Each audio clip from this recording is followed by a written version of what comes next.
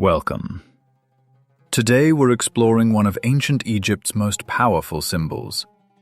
A symbol you've seen on jewelry, tattoos, and ancient artifacts. A symbol that has protected travelers, healed the sick, and guarded the dead for over 3,000 years. The Eye of Horus. Most people recognize it immediately. A stylized eye with distinctive markings. A curved line extending downward like a teardrop. An eyebrow above. Patterns that resemble a falcon's facial markings. But few know the story behind it. Few understand what it truly meant to the ancient Egyptians. And even fewer know the difference between this eye and another famous Egyptian symbol, the Eye of Ra.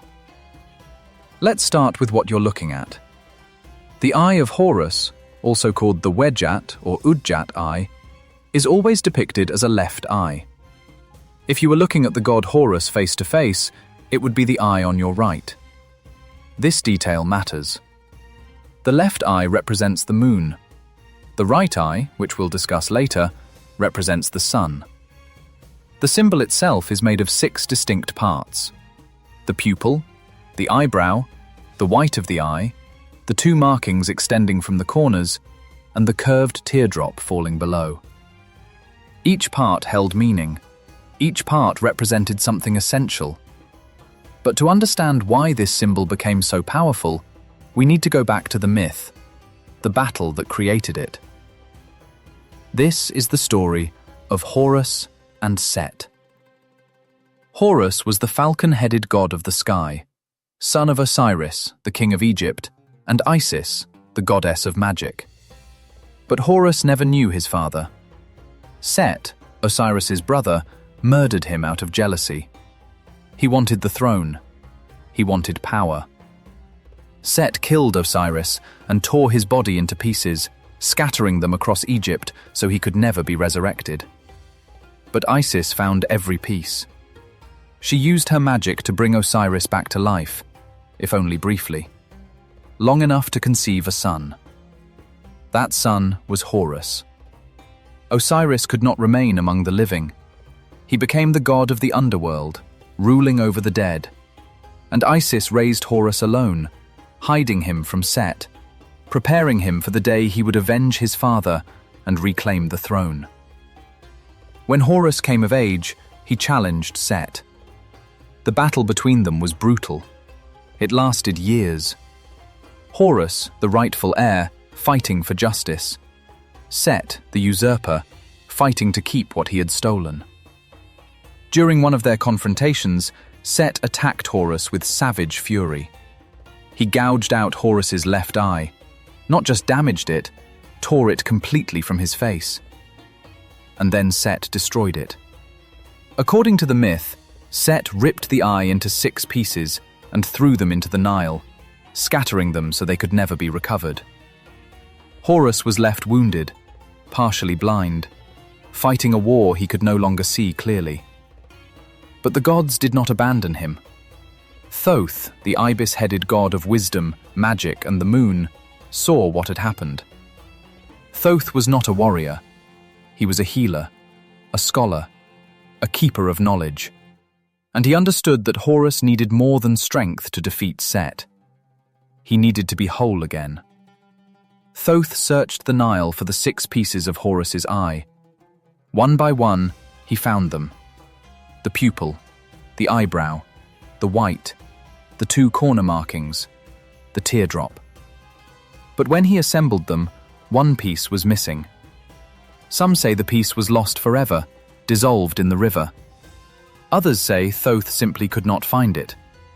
Either way, the eye was incomplete, and an incomplete eye could not heal Horus.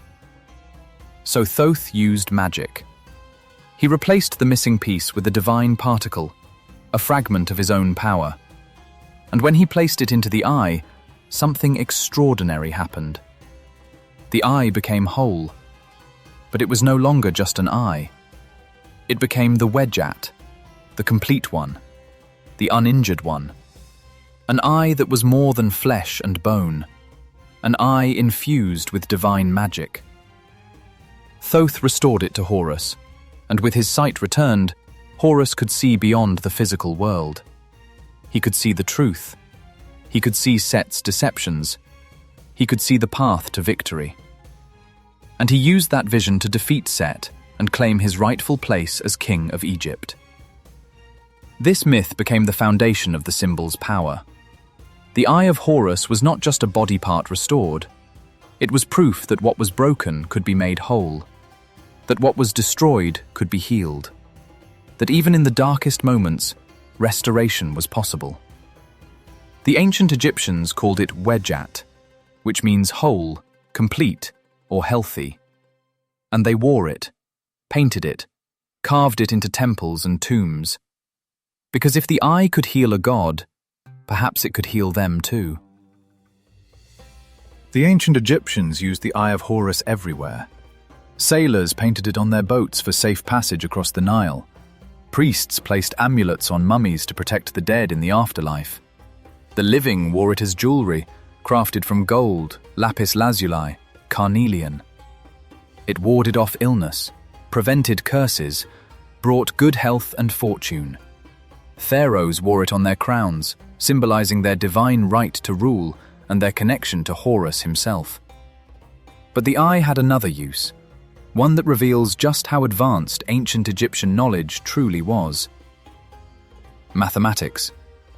The 6 parts of the Eye of Horus were assigned fractional values, not randomly, not symbolically, but as an actual measurement system used in medicine, trade, and temple offerings.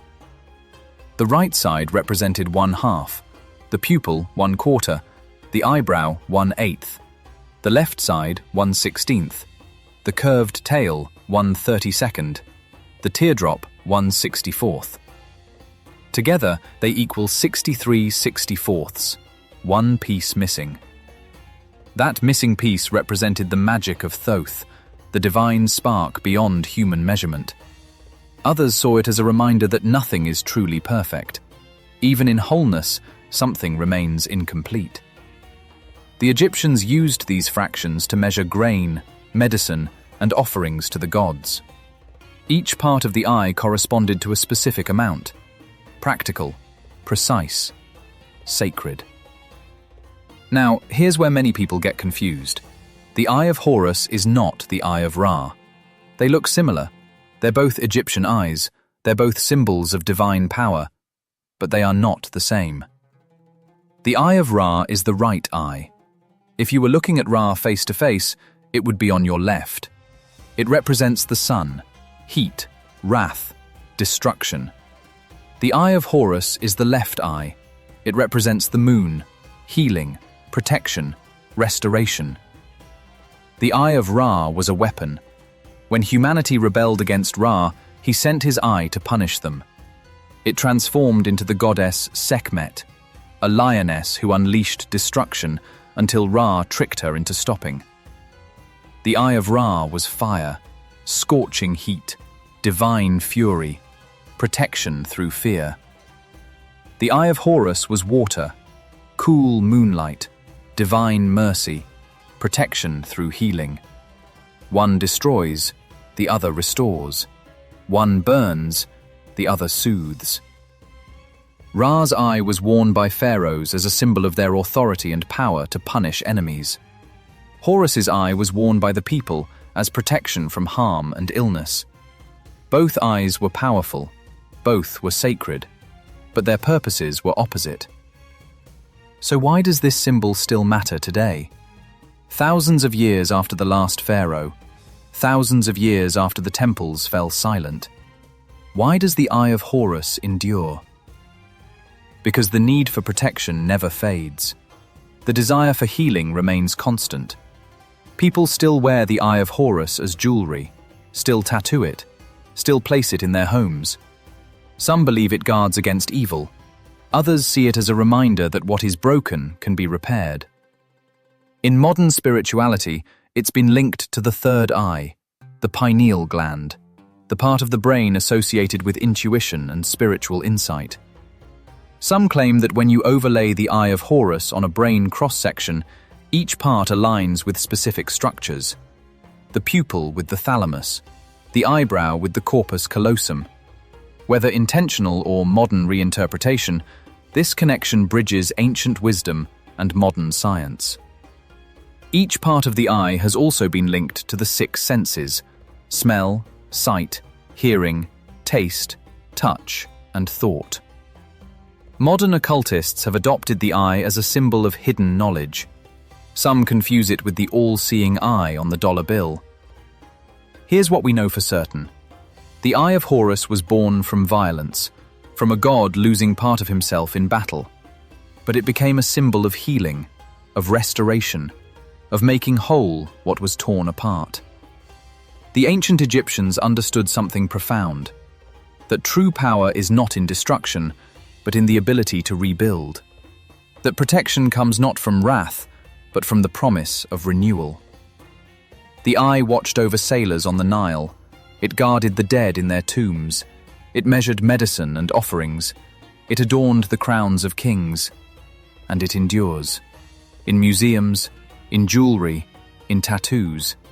In the collective memory of a civilization that understood the fragile line between wholeness and ruin.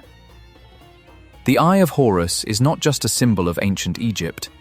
It is a symbol of survival, of the human need to believe that no matter how much we lose, we can be made whole again.